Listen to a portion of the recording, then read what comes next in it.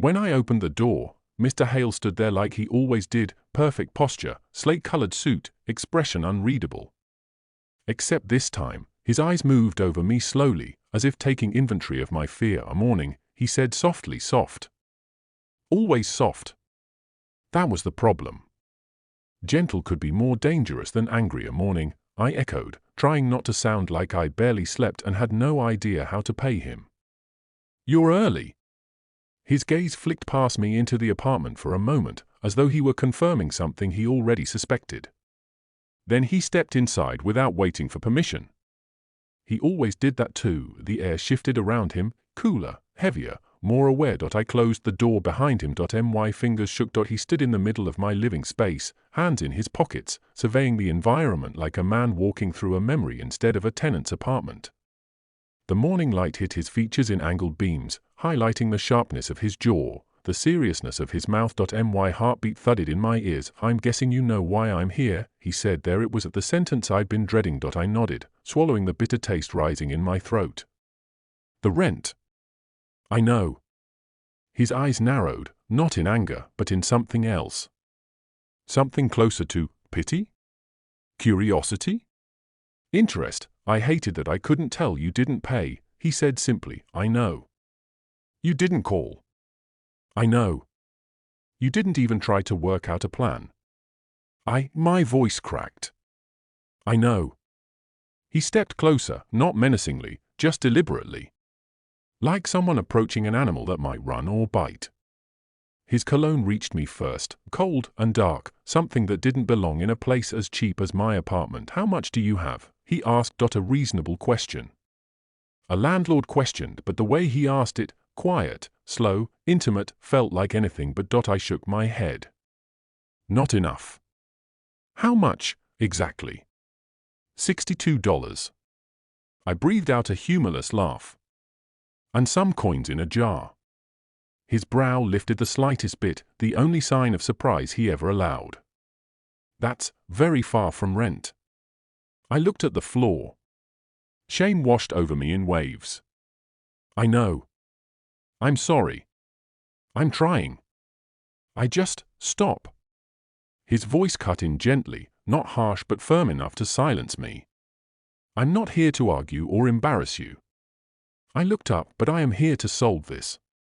His eyes pinned me in place. Solve this? How? He stepped even closer, just one pace, but enough that I could feel the warmth of him contrasting with the chill of the apartment. You're months behind, he said quietly. And normally, that would mean eviction. I flinched. Normally, he repeated, eyes flicking to my face to catch the reaction. But you're not normal. My stomach twisted. What does that mean? I whispered. He studied me for a long moment, face unreadable. It means you're in a difficult situation.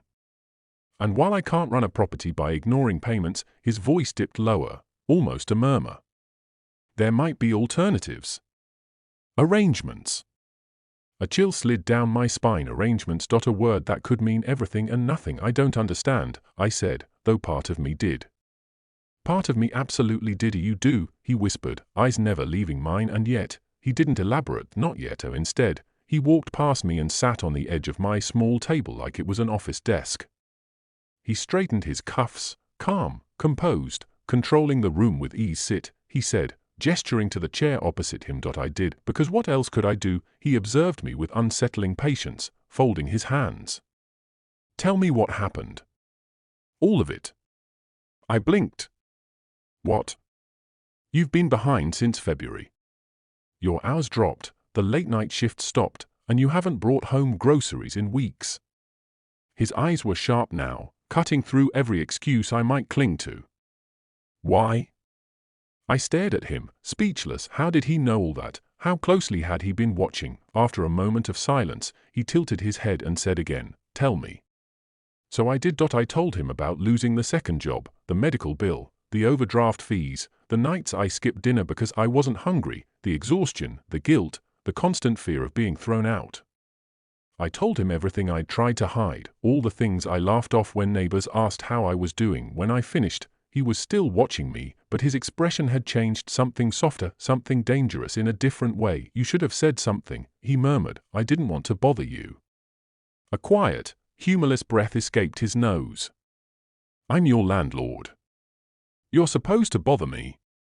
The tension in the room climbed slowly, a thick tightening that made the walls feel closer. Listen, he said, leaning forward, elbows on his knees. There are non-traditional ways you can make up what you owe. My breath hitched. There it was, the taboo hanging in the air like smoke. He didn't say it outright. He didn't need to. His voice stayed low, almost soothing. You're a good tenant.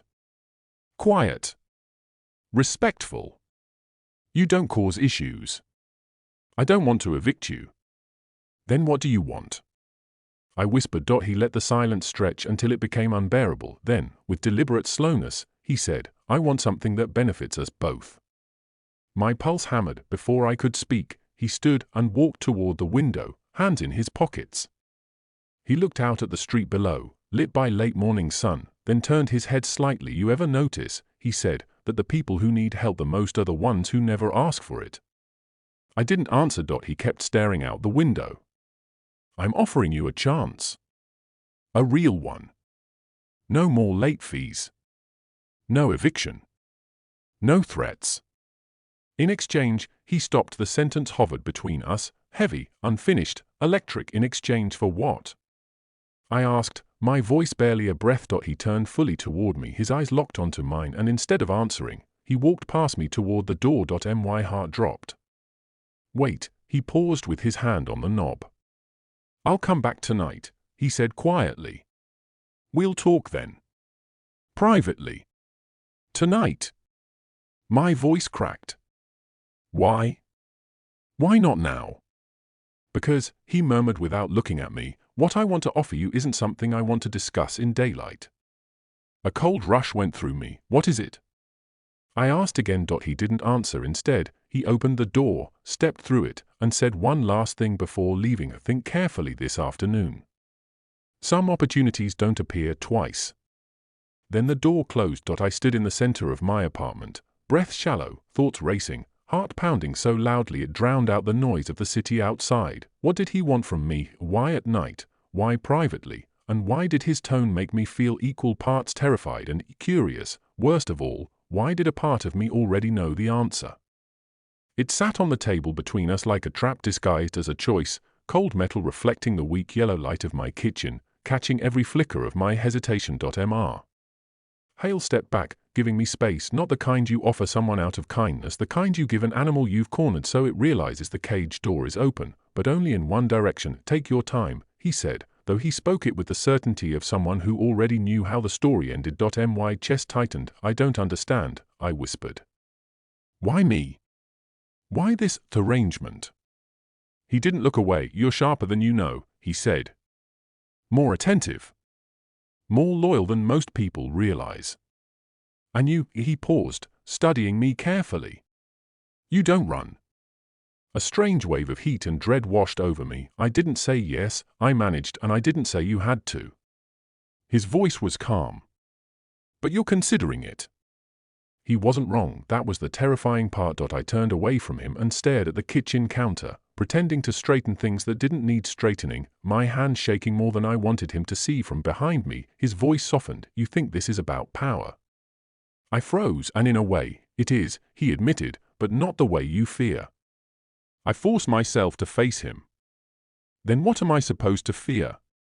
That you'll give me something I can't give back.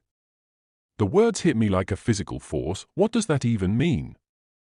My voice came out unsteady. He didn't answer immediately.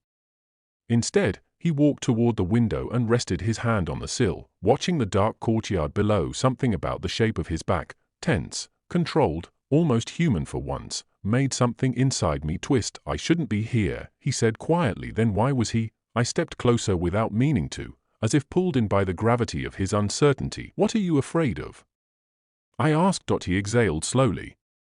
That you'll mistake this for charity. Or pity. Or, another pause, something personal. My heart stumbled. Is it personal? I whispered before I could stop myself. He turned. His expression was unreadable, but not empty, more like he was choosing which truth to offer me. Instead of answering, he took one step forward. The distance between us shrank, but he didn't touch me. He didn't need to. The air changed. My breathing hitched, embarrassingly loud in the quiet room. "You're thinking too loud," he murmured. "I'm not, you are." His eyes flicked to the key on the table. "Pick it up," he said softly. "Or don't.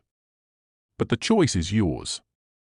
The way he said it made my skin prickle. Gentle tone, sharp intention, an unsettling blend that made it impossible to tell whether he cared or calculated. My hand moved a fraction toward the key, or barely an inch, but enough for him to notice. He inhaled faintly, controlled but not neutral. I snatched my hand back. "I can't," I said. "You can." I shook my head. "I don't know what you really want from me." His jaw tightened. Not in anger, something quieter, heavier. "You will," he said. That should have made things clearer. Instead, it made everything worse. The tension had shifted, no longer thunderstorm pressure, but a low electric charge, humming like a wire hidden behind a wall. Invisible. Dangerous. He reached for his coat. "I'll come back in 2 days, he said. 2 days. My voice cracked. "You need time." And he stopped, choosing his words with unusual care. "I need to make sure I haven't made a mistake." "A mistake offering me the job?" I asked. His eyes held mine, steady and dark and unreadable. "A mistake involving you at all?" My stomach dropped. Before I could respond, he stepped toward the door. His hand hovered over the handle, but he didn't open it. Instead, he looked back at me. "Just once, you should think about what you're really afraid of," he said softly. "Losing the apartment, or accepting what you already know you want." My breath caught painfully. "What do you think I want?" I whispered. He gave a tiny, almost imperceptible smile. "Sad? Bitter? Satisfied?" I couldn't tell. "I think," he said, "you want a reason to stay." Then he opened the door. Cold hallway air swept in. He stepped out, and just before the door closed, his voice slipped through the gap, almost too quiet to catch. "Don't lose sleep over the key. It's patient."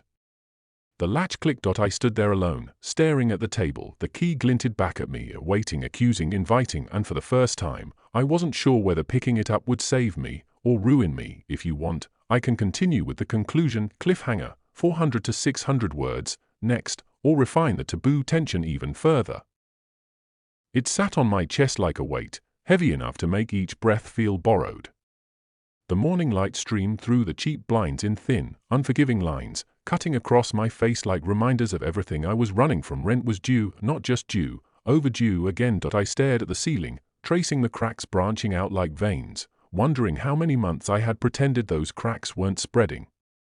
Denial had become its own kind of routine, almost comforting, almost pathetic. The clock on the wall ticked too loudly. My heartbeat tried to keep up. The kettle in the kitchen clicked when I turned it on. The apartment hummed with the same sad familiarity it always had, the whir of the old fridge, the water pipes groaning like they were tired of me too, the wind slipping through a window that never fully closed. Everything felt fragile except him. Mr. Hale, my landlord, tall, well-dressed, intense. A man who always smelled like cold air and something expensive. A man whose voice stayed low even when he was angry, which almost made it worse. A man who looked at people like he saw through the parts they tried to hide, and lately, he had been looking at me like that. I kept replaying our last conversation in my head, the way he stood too close, the way his eyes lingered too long, the way his tone softened right before he said something sharp enough to sting. "It wouldn't be the end of the world," he'd murmured, "if you stopped pretending you can handle everything alone." That line haunted me for days. The kettle clicked off, snapping me back to the present. A knock echoed through the apartment, firm, controlled, unmistakable. My stomach dropped. He was early. Mr. Hale never came early. I froze in place, fingers gripping the counter. My mug slipped slightly and clanked against the sink, loud enough to betray me. Another knock, slower, almost curious. I swallowed hard, heart thudding like a trapped animal. Maybe he already knew. Maybe he'd checked his accounts this morning and saw the empty space where my payment should have been. Maybe he wasn't here to warn me. Maybe he was here to collect. I took a step toward the door, bare feet cold against the chipped linoleum. Something on the floor caught my eye. A folded piece of paper slipped halfway under the door frame. I crouched and pulled it free. My name was written on the front. In his handwriting. I unfolded it with trembling fingers. Just one sentence: "We need to talk privately. Don't make this harder."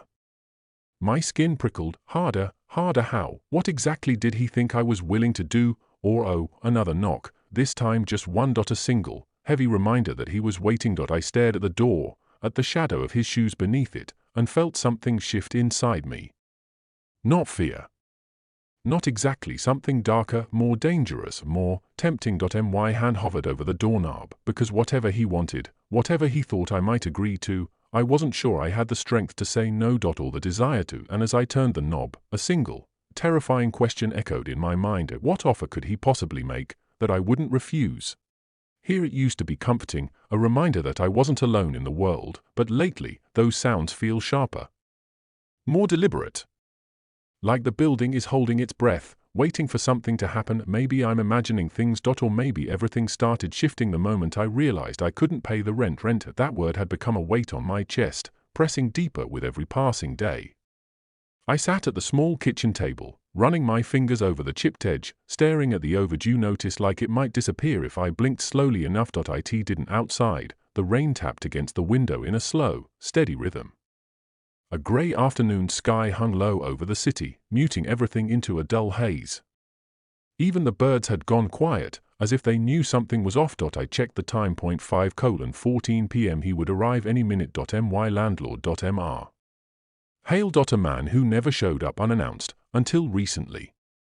A man whose presence filled a room even before he stepped into it. A man I'd known for nearly a year but never really understood. The first time I met him, I thought he was intimidating. Later, I decided he was simply confident. Now, I'm not sure what he is. When he said he wanted to discuss my situation, I thought he meant a payment plan or a warning or, God, maybe even eviction. But the look he gave me last time we spoke, it wasn't the look of a landlord talking business, more like someone weighing possibilities, the dangerous ones. The apartment suddenly felt smaller, warmer. The air thick with the scent of old coffee and the faint hint of his cologne lingering near the doorway from his visit the day before. I hated that I noticed that. I hated even more that part of me didn't mind it. A floorboard creaked outside. I straightened in my chair, heart thudding against my ribs. His footsteps were always slow, steady, confident, as if he owned not just the building, but the space around it. Maybe he did. Another step, then another. My breath caught. What was I supposed to say when he walked in? What if he offered something I couldn't accept? What if he offered something I couldn't refuse? The doorknob shifted. I froze. A soft click echoed through the apartment, louder than it should have been, then silence. Was he hesitating, reconsidering, listening? My pulse hammered in my throat. I could almost feel him standing on the other side of the door, his hand resting on the knob, deciding what kind of conversation this was going to be, what kind of agreement he wanted to propose. The door didn't open, not yet, but the quiet that followed felt like a held breath, his or mine. I couldn't tell, and in that moment, with the rain tapping harder against the glass and the overdue notice staring back at me like a threat, I realized something terrifying. I wasn't afraid of losing the apartment. I was afraid of what might happen if he walked through that door. Or worse, what might happen if he didn't. If you want, I can now write the rising action, 1,200 to 1,500 words, with heightened emotional tension, taboo undertones, and escalating suspense. Every time I tried to sit down, my mind spun. Every time I tried to rest, my heartbeat thudded like something trapped and terrified. What exactly was Mr. Hale planning? What kind of private offer could only be discussed at night? Time crawled, shadows stretched, the apartment grew colder even though I hadn't touched the thermostat. I kept hearing his voice in my head. Some opportunities don't appear twice. Was it a warning, a threat, an invitation? When evening finally crept in, the last strip of sunlight slid off my floor like it was escaping before anything could happen. I almost wished I could do the same. The streetlights flickered on. The hallway outside my apartment went quiet, and for a brief moment, I allowed myself to hope he wouldn't show. Maybe he had changed his mind. Maybe he had reconsidered the impropriety. Maybe he had realized how off balance he had left me, but hopes like that were short. Lived. At exactly 9:14 p.m., a slow knock echoed through the apartment. 3 knocks, evenly spaced. Controlled. My chest tightened so hard it hurt. I forced myself to walk to the door, though each step felt heavier than the last. My hand hovered over the doorknob as fear and curiosity tangled inside me like live wires. Finally, I opened it. Mr. Hale wasn't wearing a suit this time. A dark coat, simple clothes underneath, hair slightly tousled as if the night wind had run its fingers through it. He looked different, less formal, more dangerous. Evening, he said quietly. Hi, I managed. He stepped inside without waiting for permission again, and closed the door gently behind him, but this time, the click of the latch sounded final, too final. He scanned the apartment slowly, his gaze lingering on small things, my shoes by the door, the half-washed mug in the sink, the folded blanket draped over a chair. Every detail felt exposed under his eyes. Finally, he turned toward me. "You thought about what I said?" I nodded, though I wasn't sure what I had actually decided. "I tried." "And," he asked, "I don't know what you want from me," I whispered. A faint, unreadable expression crossed his face. "Good," he said. "Then let's make things clear." He walked over to my small table, his usual place, and sat on its edge again. His posture was relaxed, but something in the air was far from relaxed. "You owe me more than 3 months of rent," he began. "You have no savings. No family helping. No second job anymore. If you're evicted," he paused, watching my reaction, "you have nowhere to go. Not immediately." I swallowed hard. He didn't say it cruelly. He said it as if he had simply done the math. "I'm not telling you this to punish you," he continued. "I'm telling you because you need to understand the position you're in." "The position you're putting me in," I whispered before I could stop myself. His gaze sharpened. A dangerous flicker, gone in a second but absolutely real. "You think I want this?" he asked, voice low. I didn't answer. He stepped closer and closer, until the distance between us shrank to something intimate and suffocating. "I don't enjoy watching tenants fall apart," he said. "I don't enjoy watching you fall apart." My breath caught. "You think I haven't noticed how hard you try? How much you hide? How much you pretend you're fine even when you're 2 seconds from breaking?" I looked away. He gently, too gently, tilted my chin back toward him. Internal panic exploded through me, or not because the touch was inappropriate, but because of the intention behind it. "You don't have to pretend anymore," he murmured. I stepped back instinctively. He let me, but his eyes followed every movement. "This isn't about humiliation," he said. "It's about honesty, practicality, and something else you're afraid to admit." My voice trembled. "Which is?" He paused, searching my face. "Then you trust me?" I froze. A flush of heat ran through me, anger, denial, fear, embarrassment, yet none of it turned into words. He continued, "Oh, and you're terrified that you trust me too much." My stomach twisted violently. "You're reading too much into." "Oh, I'm not." His voice was firm. "And you know I'm not." Silence thickened between us. Outside, a siren wailed in the distance. Inside, I could hear nothing but my heartbeat pounding in my throat. He stepped aside, creating space, not for comfort, but for tension. "To breathe. Here's my offer," he said. My lungs tightened. "I want you to work for me," he said. "Work?" My mind raced. "Doing what?" "Odd tasks," he said. "Personal errands. Administrative help. Housekeeping. Things I normally outsource." I stared at him. "That's it?" I breathed. "That's the surface of it," he said quietly. "But the arrangement requires discretion, reliability, trust, and your presence." "My presence," I echoed, too fast. He nodded once. "I want you where I can see you, where I can keep track of you, where I can make sure you're not drowning the moment I look away." A chill ran through me. That was the taboo, not physical, not explicit, but psychological, possessive. A landlord who wanted a tenant's obedience, availability, dependence. How much would it cover? I asked. "All of it," he said. "Past, present, future." My breath stalled. That's too much," I whispered. "Nothing is too much," he replied, "if both people get what they need." A heavy pause, then he stepped closer again, slowly, deliberately, until I could feel the gravity of him pulling at every doubt inside me. "So," he whispered, "do you accept?" My throat went dry because suddenly, the offer didn't feel like a lifeline. It felt like a door. One that only opened one way. I couldn't finish the sentence. Couldn't choose. Couldn't breathe. Mr. Hale watched me with calm, steady eyes, and then he reached into his coat pocket and placed a single key on the table between us. A key I had never seen. A heavy silver. "Old, what's that?" I asked, voice barely there. He looked at me slowly. "It's the key," he said, "to the place you'll be working." I stared at him. The invisible line I was being asked to cross, and the worst part, a part of me wanted to pick it up. "If you want, I can continue with the falling action, 600 to 800 words, next." Every time I closed my eyes, I saw the same image, Mr. Hale's hand resting on the doorframe, the quiet curve of that unreadable half-smile, the way his voice dipped when he said you want a reason to stay. By morning, the apartment felt smaller. Not just physically, emotionally, like the walls had absorbed the tension he left behind and now breathed it back at me. The key still sat on the table, untouched, unmoving, yet somehow louder than anything else in the room. I avoided it like it was alive. By noon, I found myself pacing from the couch to the window, staring down into the courtyard where his office windows faced mine. The curtains were drawn.